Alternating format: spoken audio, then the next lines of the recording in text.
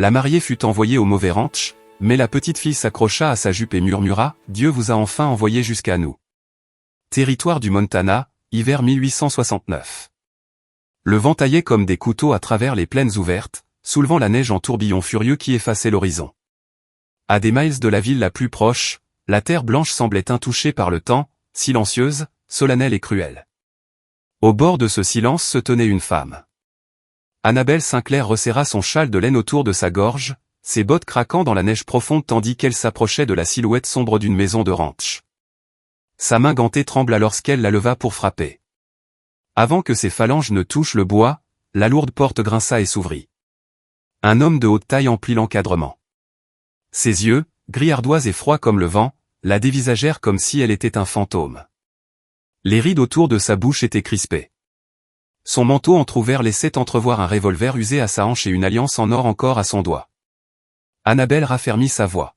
« Je suis Annabelle Sinclair, dit-elle. L'agence matrimoniale du Missouri m'a envoyé ici. Je dois épouser un certain monsieur Carter. » L'homme cligna lentement des yeux, puis sa mâchoire se raidit. « Je m'appelle Colt Rafferty, répondit-il, et je n'ai commandé aucune fiancée. » Une rafale la frappa dans le dos comme une bourrade, mais Annabelle ne bougea pas. « Il doit y avoir une erreur, dit-elle en s'efforçant de rester calme. La lettre indiquait le ranch de Red Bluff. « C'est bien Red Bluff, n'est-ce pas? » « C'est exact, répondit Colt d'un ton sec. « Mais il n'y a pas de Carter ici. Vous vous êtes trompé de ranch, mademoiselle Sinclair. » Il se tourna à demi, prêt à refermer la porte. Annabelle fit un pas en avant. « S'il vous plaît. Une tempête arrive et la dernière diligence pour Fort Banner est déjà partie. Je n'ai nulle part où aller. » Colt hésita une fraction de seconde. Puis il s'écarta. « Entrez, mais seulement pour cette nuit. » Elle expira, le corps douloureux de froid et de fatigue, et franchit le seuil. La chaleur intérieure fut comme retombée dans un souvenir. La maison était sobre mais solide, cheminée de pierre qui crépitait, meubles grossièrement taillés, murs qui chuchotaient des années sans rire. Elle posa son petit coffre de voyage près de la porte et regarda autour d'elle. Un unique bonnet d'enfant pendait à côté d'un fusil d'homme. Un cheval de bois était abandonné près de l'âtre, et sur le manteau de la cheminée, à moitié dépoussiéré, trônait le portrait d'une femme. Colt suivit son regard. « Elle est partie il y a 3 ans, dit-il raide. Ma femme. » Annabelle hocha doucement la tête, puis se tourna vers lui. « Je ne suis pas venu remplacer qui que ce soit. Je n'ai simplement nulle part ailleurs où être. » Il ne répondit rien. Il indiqua seulement la chambre d'amis au bout du couloir. « Vous dormirez là cette nuit. Demain matin, je vous ramènerai à Fort Banner. » Elle voulut protester, mais elle était trop épuisée. Elle acquiesça et se dirigea vers le couloir. Alors, avant qu'elle ait fait un pas de plus, un bruit les arrêta tous les deux. Des pas légers. De l'ombre d'une pièce voisine émergea une petite silhouette. Une fillette, pas plus de 5 ans, pieds nus dans une chemise de nuit bleue délavée. Ses cheveux noirs tombaient en vagues non brossées sur ses épaules. Son visage était pâle, ses yeux immenses comme si elle avait vu ce qu'aucun enfant ne devrait voir. Colt se figea. Sa main chercha instinctivement son flanc, non pour son arme, mais pour se raccrocher à quelque chose. La fillette marcha droit vers Annabelle. Pas un mot. Puis de minuscules doigts se tendirent, agrippèrent le bord de sa jupée, d'une voix qu'on n'avait pas entendue depuis 3 ans, douce, essoufflée, brisée, l'enfant murmura. « Dieu vous a enfin envoyé jusqu'à nous. » La pièce devint immobile. Le souffle de Colt se bloqua dans sa gorge. Il fit un pas. « Amy ?» La petite fille ne dit rien de plus, mais sa prise sur la jupe d'Annabelle se resserra. Son corps se pressa doucement contre la chaleur d'une inconnue. Colt s'agenouilla lentement, l'incrédulité peinte sur son visage. « Elle n'avait pas parlé, murmura-t-il. Pas depuis. » Il n'acheva pas. Les mots étaient trop lourds. Annabelle s'agenouilla pour croiser le regard de l'enfant. « Bonjour, ma chérie, dit-elle doucement. Je m'appelle Annabelle. » L'enfant leva les yeux, les lèvres tremblantes. « Vous allez partir, vous aussi ?» demanda-t-elle, à peine audible. Le cœur d'Annabelle se fendit comme de la glace. Elle effleura la joue de la petite. « Non, dit-elle. Pas ce soir. » Colt resta debout, silencieux, les poings serrés, les yeux emplis d'un mélange d'émerveillement et de peur. Il regarda Annabelle et, pour la première fois depuis son arrivée, sa voix s'adoucit. « Restez, au moins jusqu'à ce que la tempête passe. » Annabelle hocha la tête une fois, mais au fond d'elle elle savait, la tempête était déjà là, et elle y était déjà entrée. La tempête ne faiblit pas. Elle pesa lourdement sur la terre, ensevelissant les collines sous la neige et scellant les routes dans le silence. Les jours passèrent, mais la neige ne fit que s'épaissir. Colt ne parlait guère. Pourtant, le lendemain matin de l'arrivée d'Annabelle, il lui annonça qu'elle pouvait rester quelques jours encore, le temps que le temps se dégage. Il ne le dit pas gentiment, mais pas cruellement non plus. C'était simplement un fait. Annabelle accepta sans discuter. Elle n'avait nulle part ailleurs où aller. La maison semblait n'avoir pas changé depuis des années. Le temps collait au coin, lourd, immobile. Sur le manteau de la cheminée, la photographie d'une femme veillait sur la pièce avec une dignité tranquille. Ses cheveux étaient relevés haut, son sourire délicat mais sans joie. Une fine couche de poussière sur le cadre indiquait qu'on ne l'avait pas touché depuis des mois, peut-être plus. Un piano trônait dans le petit salon, sa surface rayée, ses touches jaunies. Annabelle passa les doigts sur le couvercle sans l'ouvrir. Elle imagina qu'il avait autrefois chanté de joie, peut-être des berceuses. Désormais il n'abritait que le silence. Dans l'armoire de sa chambre d'amis, elle trouva une robe encore pendue, dentelle fine, bleu fané. Les manches étaient cousues avec soin. Elle sut, sans avoir à demander, qu'elle avait appartenu à feu Madame Rafferty. Peut-être Colt avait-il voulu la ranger. Peut-être n'avait-il pas pu. Colt restait distant. Il parlait en phrases courtes, fonctionnelles. Il évitait rarement son regard, pourtant ses gestes étaient précis, attentionnés. Il ajoutait des bûches supplémentaires dans le feu avant qu'elle ne se réveille. Il cloua un panneau de fenêtre mal fixé dans sa chambre quand le vent hurlait. Il répara une fissure au manche de la bouilloire après l'avoir vu lutter pour verser le thé. Tout cela sans un mot, comme s'il réparait la maison pour personne en particulier. Annabelle remarqua. Et elle comprit. Amy, elle, commença à s'épanouir comme une fleur timide dans le givre. D'abord, elle rôdait au bord des pièces. Jamais loin, jamais près. Elle suivait Annabelle des yeux, serrant contre elle une petite poupée de chiffon au bouton manquant. Elle ne parla plus, pas même un murmure, mais elle regardait. Un après-midi, tandis qu'Annabelle raccommodait un gant près de la fenêtre, Amy posa un papier plié sur la table et s'enfuit en courant. C'était un dessin. 3 bonhommes bâtons, un grand homme, une femme aux cheveux jaunes, une petite fille tenant les 2 mains. Au-dessus, un soleil éclatant, et quelque chose griffonné en lettres maladroites, maman. Annabelle serra le papier contre sa poitrine, le souffle court. Le lendemain matin, Amy lui apporta une assiette bancale de biscuits à moitié brûlés. La cuisine sentait la farine et la fumée. Annabelle la remercia comme s'il s'agissait d'un festin royal et mangea chaque bouchée avec soin. Amy sourit pour la première fois, minuscule, incertain, mais vrai. Plus tard dans la semaine, pendant que Colt travaillait à l'écurie, Annabelle s'assit dehors avec Amy sous un soleil fragile. La petite grimpa sur ses genoux et s'y blottit comme si c'était sa place. Annabelle lui lut des passages d'une Bible usée trouvée sur une étagère. Amy ne comprenait pas tous les mots, mais elle écoutait. Ses petits doigts jouaient avec le bord de la manche d'Annabelle. À l'intérieur, par la fenêtre, Colt les observait. Il n'interrompit pas. La chaleur entre elles ne chassa pas le froid, mais elle créa un espace dedans, un feu discret qui repoussait l'obscurité. Pourtant, sous chaque instant d'où planait quelque chose de non dit, quelque chose qui tremblait derrière le silence d'Amy. La maison guérissait peut-être, mais elle n'était pas encore entière. Colt trouva la lettre par hasard. Il cherchait des couvertures supplémentaires dans la chambre d'Amy. Annabelle avait mentionné un courant d'air et repéra l'enveloppe glissée sous un châle plié. Il n'aurait pas dû l'ouvrir. Mais elle n'était pas cachetée, et la curiosité, quand le silence remplit une maison, se transforme facilement en autre chose. L'écriture était délicate, les mots tranchants. Ses blessures ont bien cicatrisé. Elle peut vivre longtemps et en bonne santé. Cependant, le traumatisme abdominal a causé des dommages irréversibles. La probabilité de porter un enfant est quasi nulle.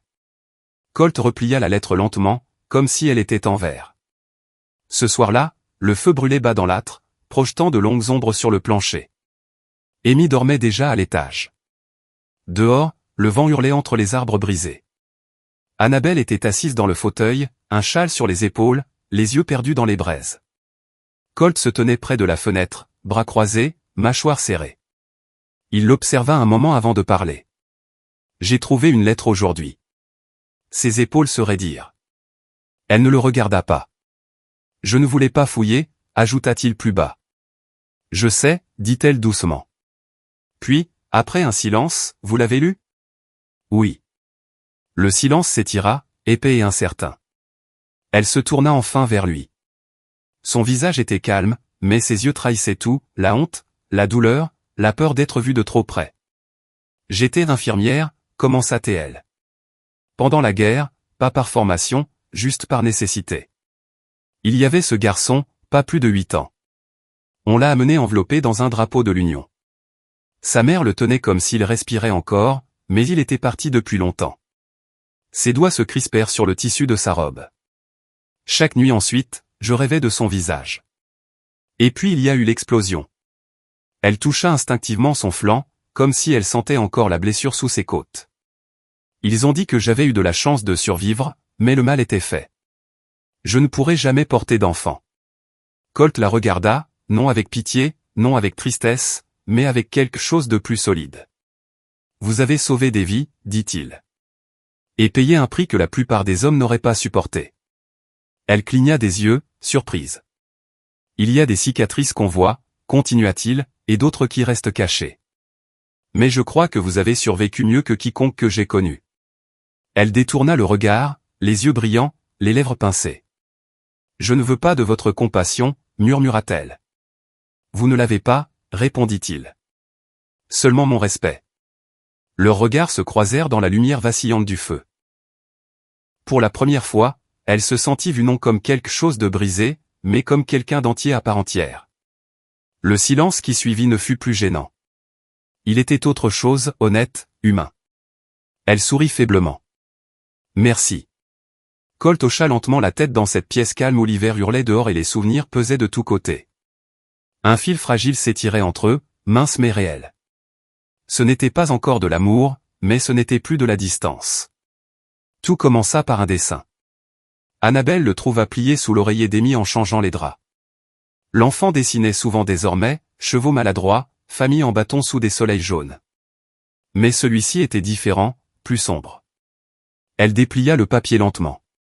Les traits étaient irréguliers, frénétiques. Une petite silhouette, une femme, bras tendus au bord de la feuille.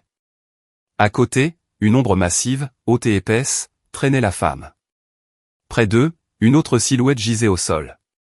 Au-dessus de sa tête, 3 mots maladroits, papa d'or. Annabelle resta longtemps à le regarder. Ce soir-là, elle l'apporta au salon où Colt huilait les gonds de la porte de derrière. Elle attendit qu'il ait fini, puis le lui tendit sans un mot. Il le prit, le regarda une fois, et s'assit lentement. Elle dessine beaucoup, dit-il d'une voix plate. Pas comme ça, répondit Annabelle. Il hocha la tête, plus pour lui-même que pour elle. Long silence. L'air se refroidit entre eux. Je n'ai jamais demandé, commença-t-elle prudemment. Que s'est-il passé avec votre femme? Colt ne répondit pas tout de suite. Puis il posa le dessin, coude sur les genoux, yeux fixés au sol. J'étais ivre, dit-il. Cette nuit-là. Il y avait eu une dispute avant, je ne me souviens même plus pourquoi. Elle est montée avec Amy, moi je suis resté près du feu, j'ai bu plus que de raison. Quand je me suis réveillé le lendemain. Il s'arrêta. Annabelle se pencha doucement. Vous vous êtes réveillé à quoi? Du sang sur ma chemise. Sur le plancher près de la porte de derrière. Ma femme avait disparu. Son manteau aussi. Il se frotta les tempes des 2 mains. Le shérif est venu, a posé des questions, mais pas de corps, pas de mots, juste disparu. Ils ont conclu à une fugue. Et vous, demanda-t-elle doucement. On a dit qu'elle s'était enfuie. D'autres n'étaient pas si sûrs. Annabelle l'observait attentivement. Vous pensez l'avoir blessée? Sa mâchoire se crispa. Je ne sais pas. Nouveau silence. Plus lourd que la neige. J'ai essayé de me souvenir, reprit-il. J'ai prié pour des rêves, des flashs, n'importe quoi. Mais rien. Juste la gueule de bois et ce maudit sang. Annabelle déglutit. Pourquoi ne pas me l'avoir dit? Il leva enfin les yeux. Vous seriez resté si je l'avais fait? Elle n'eut pas de réponse. Plus tard dans la semaine, pendant que Colt prenait le chariot pour aller chercher des provisions en ville, Annabelle marcha jusqu'à une petite cabane au bord des bois.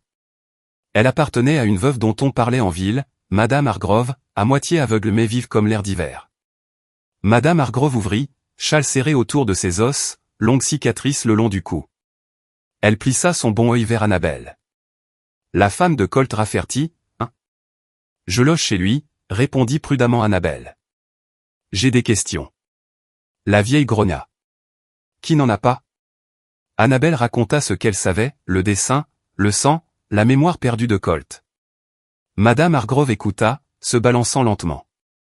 Cette nuit-là, finit-elle par dire, j'ai entendu un cri, vers minuit. Mais mon mari était déjà mort, et je ne vais pas chercher les ennuis dans le noir. Le lendemain matin, j'ai vu des empreintes dans la neige, partant de chez eux vers le ravin. Une seule série, demanda Annabelle. Deux, répondit la femme. Mais une seule est revenue. Le cœur d'Annabelle manqua un battement. Vous l'avez dit au shérif. Le shérif était le cousin de Colt. Il ne voulait pas de scandale. Il m'a dit de me taire, alors je me suis tue. Elle détourna le regard, la voix plus douce. Mais j'ai toujours pensé que ce garçon méritait la vérité, même s'il était trop brisé pour la chercher. Annabelle resta sur le seuil, le vent effleurant sa cape, l'esprit en tourbillon, empreinte, cri, sans que Colt ne pouvait expliquer, et une enfant qui se souvenait plus qu'on ne le croyait. Le passé n'était pas mort. Il dormait seulement. La neige ne cessa pas, mais quelque chose dans la maison commença à fondre. Chaque jour apportait de petits changements discrets. Amy riait désormais, petits gloussements comme des carillons au printemps. Annabelle lui apprit à enfiler une aiguille, à tirer doucement le fil sans tirer trop fort. Leur premier ouvrage fut un mouchoir. Les points étaient tordus, le motif brouillon, mais Amy rayonna quand elle finit la première fleur. Un matin, Colt les observa depuis l'encadrement de la porte, bras croisés, adossé au chambranle. Il ne dit rien, mais Annabelle vit ses épaules s'abaisser, sa mâchoire se détendre. L'après-midi, il emmena Amy dehors. Le ciel était un bol gris pâle, les flocons tombaient réguliers comme des plumes. Il la hissa sur le dos d'une jument alezane, lentement, avec précaution. Les jambes d'Amy pendaient loin des étriers, mais son sourire allait d'une oreille à l'autre. Celle-ci est douce, dit Colt. Elle s'appelle l'Arc. Annabelle, appuyée à la barrière, gants posés sur le bois usé, les regardait. Quand ils revinrent, elle dit. Elle vous fait confiance. Il descendit la petite, épousseta la neige de son bonnet. Je suppose qu'elle sait reconnaître ceux qui méritent confiance. La nuit, le vent hurla plus fort. Une véritable tempête de neige s'installa, les fenêtres tremblaient. Quand Annabelle sortit chercher un seau oublié, le froid lui coupa la gorge. Elle n'avait que son châle et une mince écharpe. Avant qu'elle ne rentre, Colt apparut derrière elle. Sans un mot, il ôta son épais manteau et le posa sur ses épaules. « Vous allez geler comme ça » murmura-t-il. Leur visage était proche. Trop proche. La neige accrochait à ses cils, au bord de son chapeau. Son souffle chaud effleurait sa joue. Ses mains s'attardèrent en ajustant le col, frôlant sa nuque. Annabelle leva les yeux. Ses yeux n'étaient plus froids. Fatigués, peut-être blessés, mais ouverts comme elle ne les avait jamais vus. « Merci » dit-elle, la voix presque perdue dans le vent. Il hocha la tête, ouvrit la porte. De retour à l'intérieur, ils restèrent près du feu, le manteau encore sur elle. Amy dormait dans le rocking chair, sa poupée sur la poitrine. La tempête dehors était impitoyable, mais la pièce brillait d'or. « Je l'ai rencontrée à une foire » dit soudain Colt. Annabelle leva les yeux. « Ma femme, elle s'appelait Eleanor. Elle portait toujours du bleu, même en hiver. Elle se moquait de ma démarche en bottes, disait que je ressemblais à un bœuf raide. » Annabelle sourit doucement. Elle avait l'air forte. Elle l'était. Elle a tenu cette maison vivante bien avant que je sache comment faire. Elle m'a appris à cuisiner, à porter Amy sans paniquer. J'étais nul avec les bébés. Son sourire vacilla, puis s'éteignit. Je porte encore ça. Il leva la main gauche, montra l'alliance. Parce que j'ai peur, si je l'enlève, d'oublier le son de sa voix. Annabelle tendit lentement la main. Elle la posa sur sa poitrine, juste au-dessus du cœur. Peut-être qu'elle veut maintenant que tu te souviennes d'autre chose.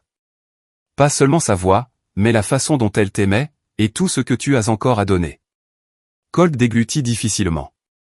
Je ne sais pas comment faire. Si, tu sais, répondit-elle. Tu le fais déjà. Sa main à lui resta juste sous la sienne, sans la toucher, mais proche. La tempête faisait rage dehors, féroce et impitoyable. À l'intérieur, la chaleur entretenait, fragile mais réelle. Pour la première fois depuis son arrivée, Annabelle ne se sentait plus une invitée. Elle se sentait attendue. La neige commença à fondre. Les jours rallongèrent, bien que l'air mordît encore. Dans la maison, la douce routine de la chaleur retrouvée se poursuivait, couture d'Annabelle, réparation de Colt, rire d'Amy dans la cour. Mais la paix a l'habitude d'avertir juste avant de se briser. Un après-midi, alors que Colt s'occupait des chevaux au-delà de la clôture sud, un cavalier approcha du ranch. Annabelle, sur le seuil, plissa les yeux contre le soleil. L'homme descendit de cheval. Manteau poussiéreux, chapeau abîmé, démarche lourde de Miles, mais quelque chose dans sa posture était familier. Trop familier. Annabelle s'avança prudemment. Puis-je vous aider? L'homme ôta son chapeau. Sous celui-ci, un visage buriné par les ans, mais reconnaissable. Mâchoire dure, yeux comme des clous rouillés. Danner, dit-il. J'ai travaillé ici il y a quelques années. On m'a dit que Colt Rafferty vivait peut-être encore ici. Annabelle hocha lentement la tête, la gorge nouée. Amy était venue sur le seuil à côté d'elle, petite main serrant ses doigts. Mais dès qu'elle vit l'homme, tout son corps se raidit. Puis elle pivota et détala. Amy, appela Annabelle. Trop tard, la petite avait disparu dans le couloir. Annabelle se tourna vers Danner. Il est près de la clôture sud, dit-elle sèchement. Danner acquiesça et s'éloigna. À l'intérieur, Annabelle trouva Amy recroquevillée sous le lit de la chambre d'Amy, tremblante. Elle s'agenouilla. Ma chérie, qu'y a-t-il? Amy ne parla pas. Elle attrapa un morceau de charbon sur la table à couture et dessina frénétiquement sur le plancher. Très rapide, désespérée. Annabelle regarda, une femme, un enfant, un homme armé d'une lame, du sang. La même ombre que dans les dessins précédents. Son cœur battit à tout rompre.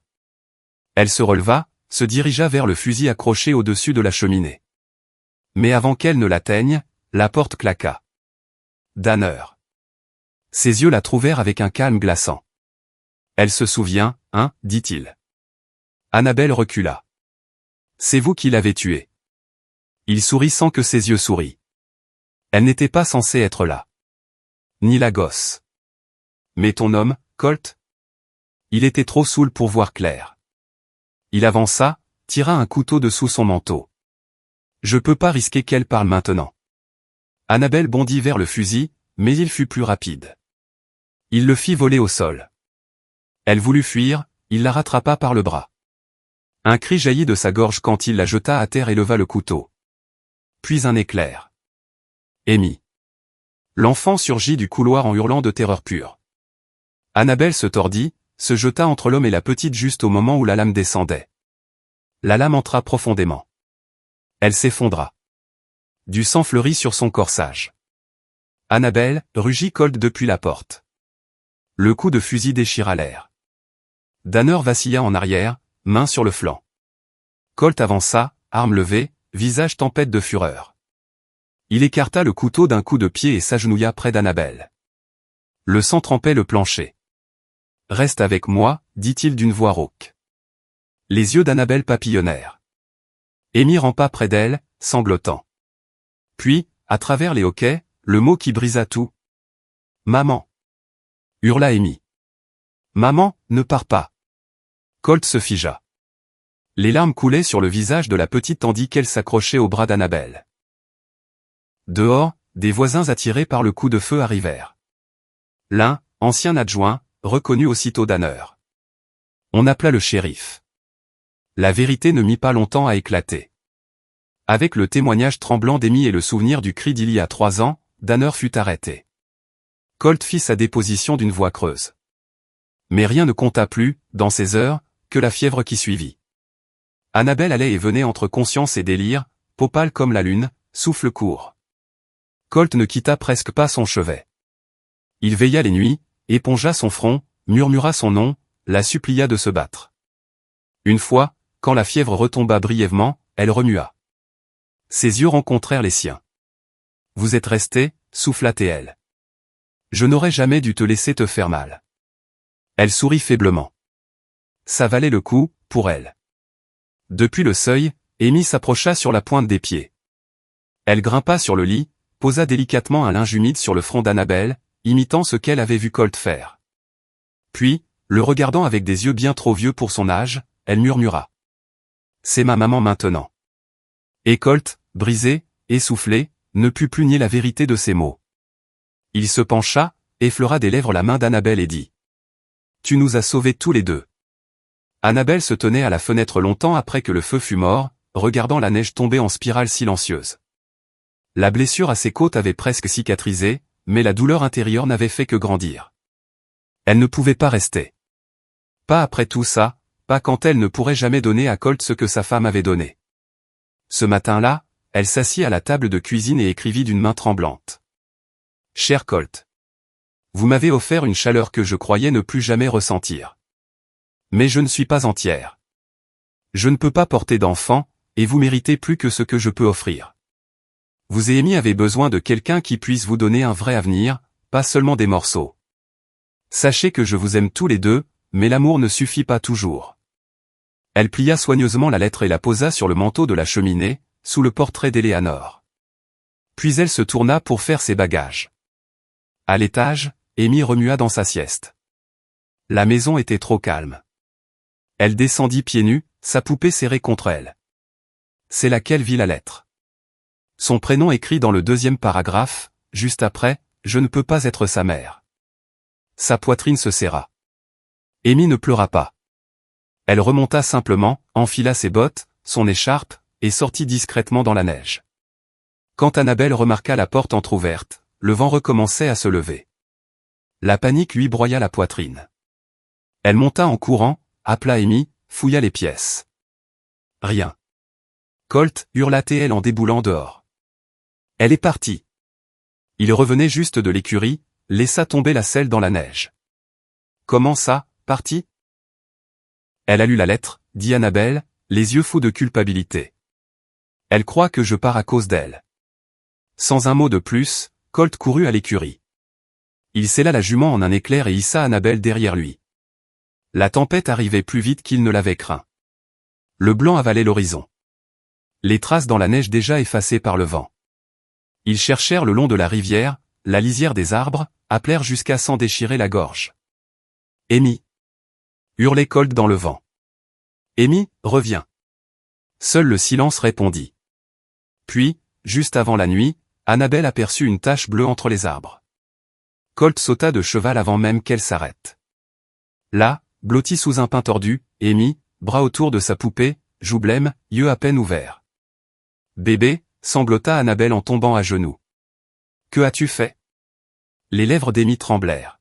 « Tu ne veux plus de moi. »« Non !» souffla Annabelle en la serrant contre elle, front contre front.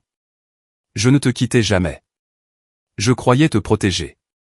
J'avais tort. » Colt s'agenouilla, passa son manteau autour d'elle deux, mains tremblantes. « Ne nous refais plus jamais ça, dit-il d'une voix brisée. Tu es notre petite fille.